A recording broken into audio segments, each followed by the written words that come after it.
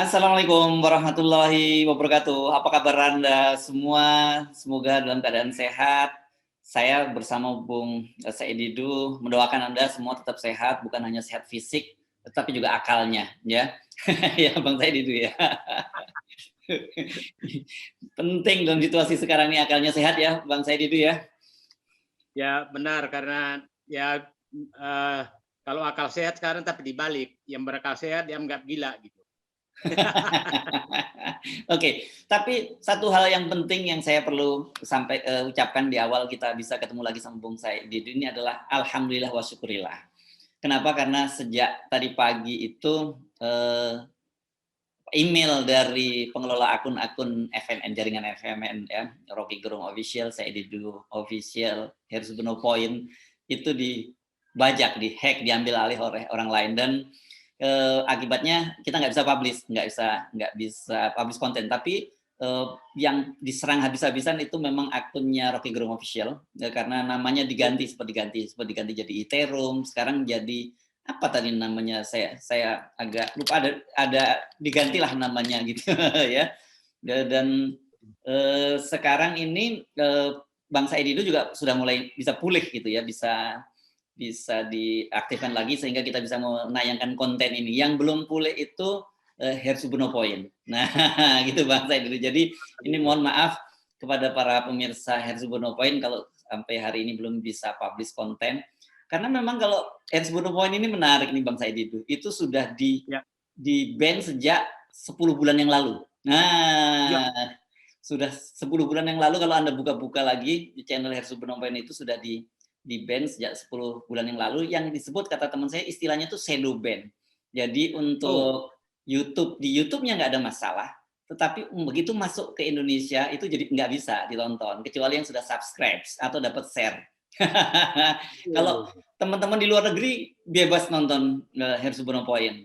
Kalau di Indonesia katanya yang belum subscribe itu harus pakai VPN gitu. Oke, tapi Iya, nggak iya, apa-apa. iya. Ya, nggak apa-apa lah. Ini namanya risiko Jadi, dan risiko perjuangan, dan sebenarnya kita ini kan hanya menyuarakan kebebasan berekspresi, kebebasan di media gitu. Jadi orang seharusnya kalau ada masalah-masalah dengan media jangan main hack, jangan main lapor polisi, ya gunakanlah undang-undang pers gitu ya.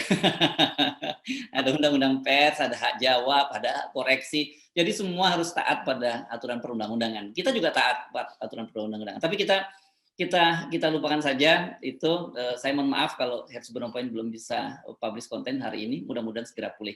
Nah, apa topik kita nih, Bang Said Didu, yang menarik, yang tetap bisa menjaga akal sehat kita? Kelihatannya soal PCR ini makin ramai ya?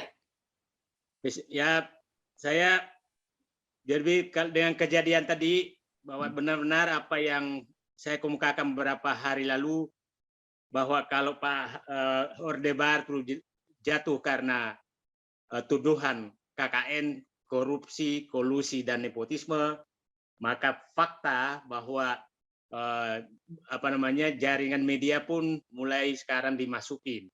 Jadi, nah itulah berarti makin kuat. Ini saya akronim saya bahwa rezim sekarang adalah rezim kodok. Kodok itu adalah korupsi, oligarki, dinasti, otoritarian dan koncoisme. Itu singkatan rezim yang saya nganggap pas lah, bahwa rezim kodok. Nah, saya pikir Mas Hersu, kita setahun lalu sudah menduga bahwa sebenarnya penanganan COVID ini yang paling kita takutkan adalah terjadinya bisnis di balik ini. Ternyata makin terbukti bahwa betul yang menentukan kebijakan adalah ada variabel bisnis. Tapi yang menarik pebisnisnya adalah pembuat kebijakan. Nah, ini siapa namanya, Antonius Eko tadi malam di TV One sudah menjelaskan. Agustinus. Sangat menarik. Agustinus. Agustinus. Ini wartawan, Agustinus. dia wartawan senior juga, dulu saya kenal nih, pernah di media Indonesia, tapi sekarang dia punya juga media sendiri saya kira. Ya. Nah, Agustinus ini makin menarik. Jadi masih ingat dulu Mas Hersu, itu kan Januari kan semua pejabat negara dia menyatakan melecehkan bahwa ada COVID. Januari 2020. Kemudian Maret 2020 baru pengumuman ketemu di Bogor kan. Ternyata April 2020 orang-orang ini sudah membuat perusahaan. April 2020 berarti memang dari awal sudah menyiapkan bisnis untuk COVID. Iya kan? Sudah. Nah, kan belum ada kebijakan pemerintah saat itu. Nah, kita dengarlah tarik menarik kebijakan kan saat itu. Menteri Kesehatan berbeda, yang lain berbeda, yang lain berbeda, dan saya pengalaman kalau sudah tarik menarik kebijakan itu biasanya ada unsur non objektif di dalamnya. Unsur non objektif biasanya adalah bisnis. Nah, sehingga sekarang PCR ini sudah menjawab pertanyaan publik, ada 5 pertanyaan publik lama ini tentang PCR. Kenapa sih wajib PCR? Ya kan? Itu kan pertanyaan pertama. Kenapa harus wajib? Yang kedua, kenapa rakyat yang harus membayar? Yang pertanyaan kedua. Yang ketiga, kenapa harganya berubah-ubah? Dan seakan-akan bisa diperintah. Yang bisa memerintah harga itu biasanya adalah orang yang dekat dengan penyedia barang dan jasa. Apalagi sama-sama. Yang keempat adalah kenapa kebijakannya tidak konsisten, berubah-berubah setiap saat. Dan yang mengumumkan ganti-ganti. Dan kelima, kenapa pengambil kebijakan ngotot untuk menggunakan PCR dan malah menyatakan mengantisipasi gelombang ketiga. Ya kan? Nah, jadi menjual alat untuk mengantisipasi gelombang ketiga. Padahal gelombang ketiga belum tentu datang. Nah, memperkuatlah dugaan kita bahwa benar-benar PCR ini mungkin puncak gunung es terhadap bagaimana moralitas pengambil kebijakan. Nah, perlu saya ini kan Mas Hersu, tingkat moralitas pejabat itu, analisis saya itu ada 6 tingkatan.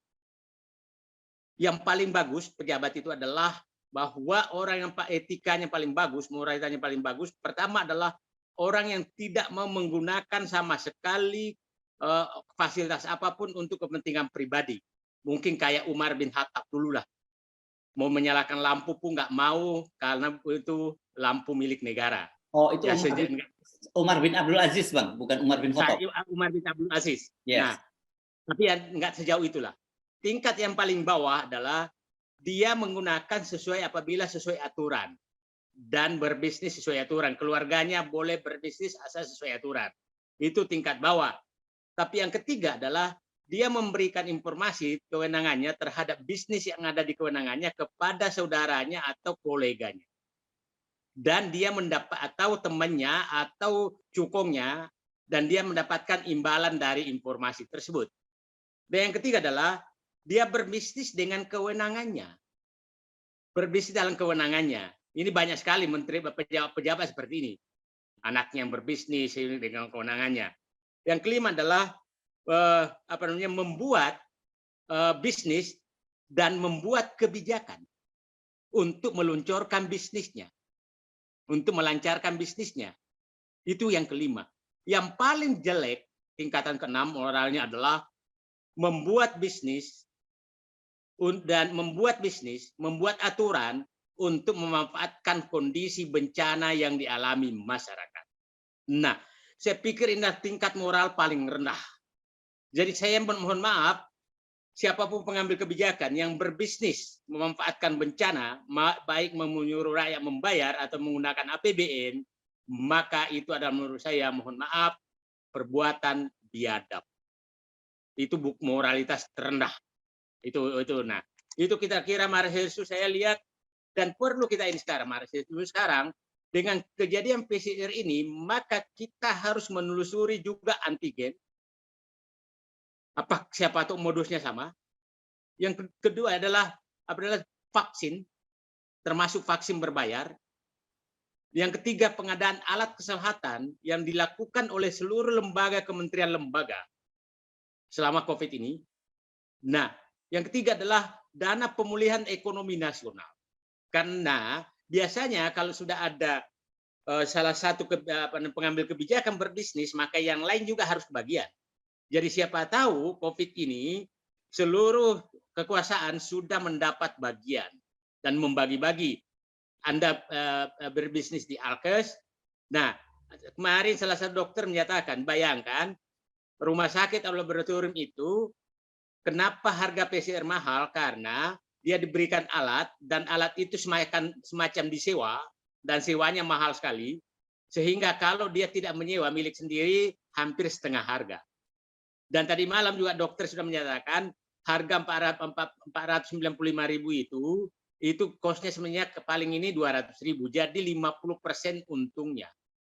50% untungnya. Nah, itu kira nah yang menarik Mas Hersu, kita harus telusuri juga adalah, jadi maksud saya gini, mari ini harus bisnis Covid ini harus dibongkar.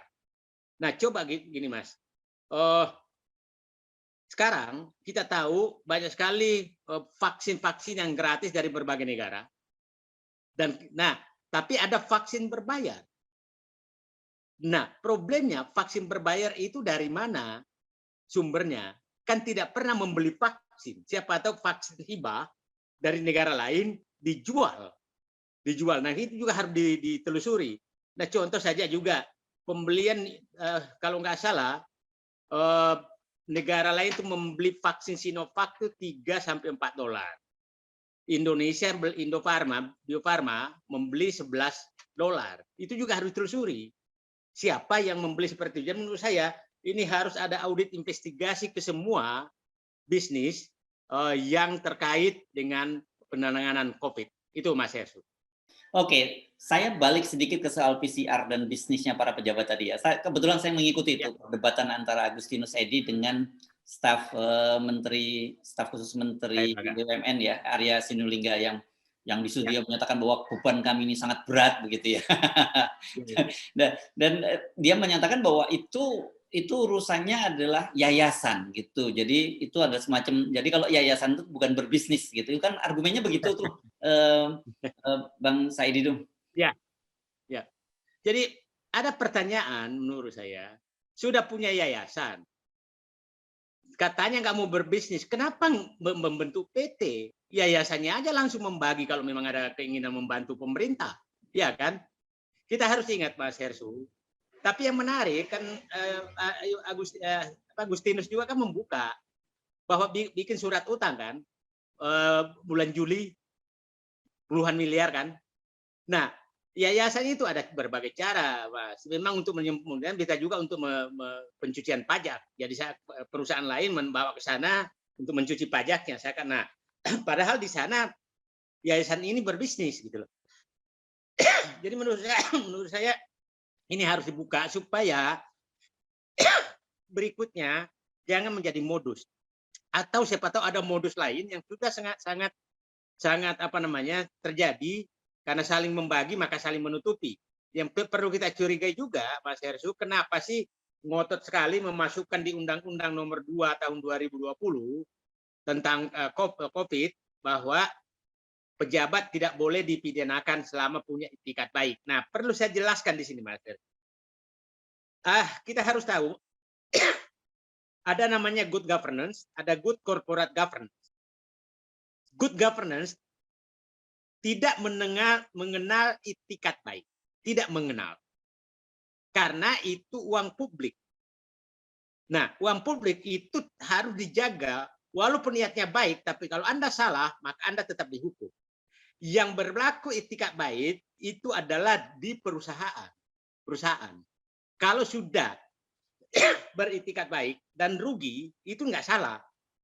Tapi cobalah umpamanya pejabat bikin fakta integritas beritikat baik, tapi kan keputusannya salah, maka tetap masalah. Saya kasih contoh begini. Adakah orang membangun jembatan tidak beritikat baik? Adakah?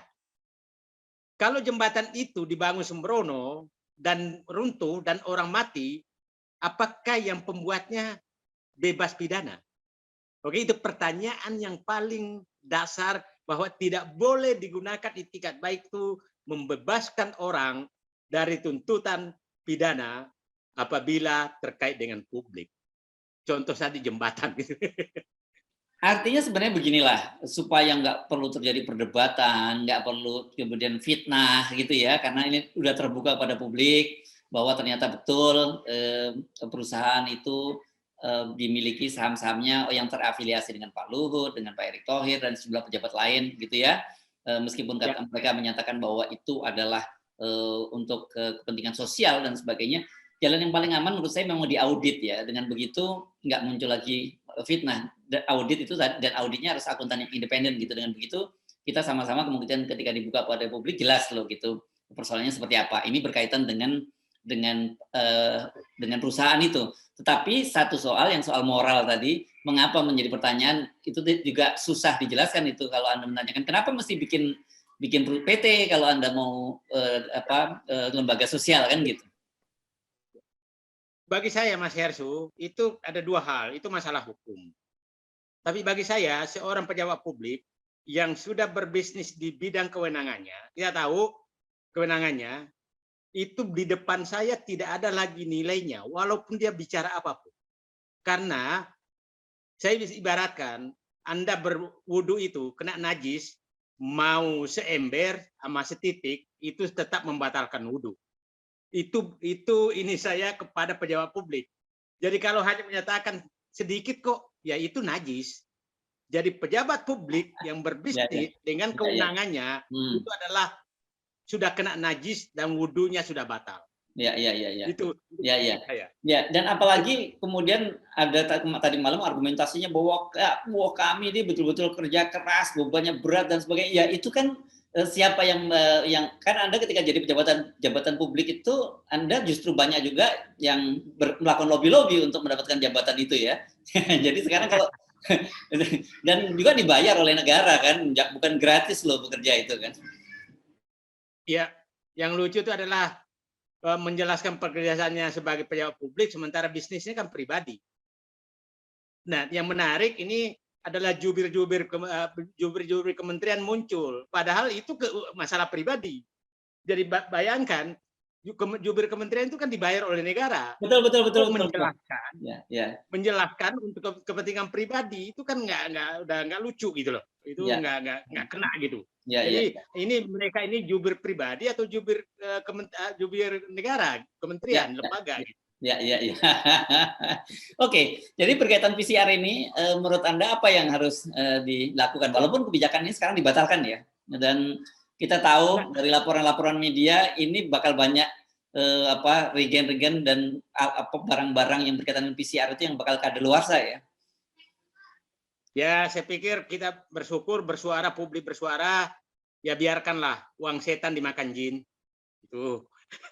Ya, atau untungnya udah semakin besar itu dan memang sangat lucu Mas Hersu ini pengambil kebijakan diambil berdasarkan pertimbangan tidak objektif pasti masalah, pasti berubah-ubah. Contoh kemarin kan dengar Mas Hersu bahwa darat yang 250 km kena disuruh antigen atau PCR.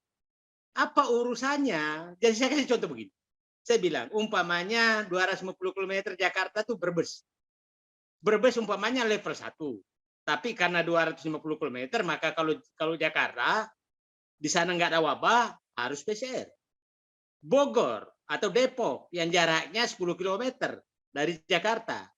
Tapi karena Depok umpamanya level 4. Tapi karena jaraknya 10 km, maka nggak PCR. Gimana logikanya? Ini benar-benar udah logika saya gimana gitu. Jadi saran saya seperti itu, Mas Hersu, udahlah. Kalau masih tetap jadi gini, dia kan selalu menyatakan ingin menggunakan membatasi instrumen ini digunakan untuk membatasi pergerakan penumpangan orang. Tidak bisa, itu hanya menghambat pembatasan orang. Akhirnya, jadi itu sama dengan kebijakan. Yang kaya, yang mampu bayar PCR bebas karena bisa membayar, ya kan Mas? Nah, yang nggak punya uang, Anda tinggal di rumah, itu kan sama dengan begitu pengumumannya, itu dengan pembayaran. Nah, kalau membatasi ya PPKM dong, bukan berdasarkan pembayaran, gitu kan? Nah, ini berdasarkan pembayaran. Jadi yang miskin nggak bisa jalan, nggak bisa bayar PCR. Nah, kalau itu saya katakan tidak bisa digunakan instrumen ini untuk pembatasan gerakan orang. Harus secara tidak bisa. Nah, tapi ini memang ditujukan dulu. Saya yakin karena Mas Hersu menyatakan tadi ada yang keluar, sepertinya makanya mau diwajibkan itu untuk menghabiskan stok. Menghabiskan stok. Nah, kita juga curiga sekarang muncul menyatakan bahwa vaksin yang gratis ini 6 bulan cuma. Siapa tahu gara-gara vaksin yang berbayar udah antri, nah akhirnya kalau mau booster maka Anda berbayar. Ini kita harus mencurigai semua sekarang dengan kebijakan-kebijakan ini. Nah, nah itu menurut saya. Nah, jadi kalau mau ini digunakan udahlah, santai-santai saja, buang semua pebisnis itu di dalam itu. Dan kalau memang mau ini tugaskan ke negara deh, tugaskan aja ke negara. Jadi orang ke puskesmas nggak buka lagi. Coba aja Mas, di kompleks saya ini vaksin PCR tuh, bisnis PCR itu udah kayak bisnis tahu goreng, tenda-tenda ada di mana-mana. Jadi tenda ada di mana-mana ditawarkan ya bisnis tahu goreng gitu. Itu udah kayak begitu. Jadi ini betul-betul yang disebut dengan moral hazard, yang memanfaatkan menangguk keuntungan di situasi bencana ya. Saya pikir pas benar Mas Ersu bahwa kebijakan PCR terbukanya masalah PCR ini menunjukkan tingkat moral hazard yang terendah karena berbisnis di balik bencana dan memeras rakyat. Itu saya pikir Mas Ersu. Oke, terima kasih Bang Said Didu. Assalamualaikum warahmatullahi wabarakatuh. Waalaikumsalam warahmatullahi wabarakatuh.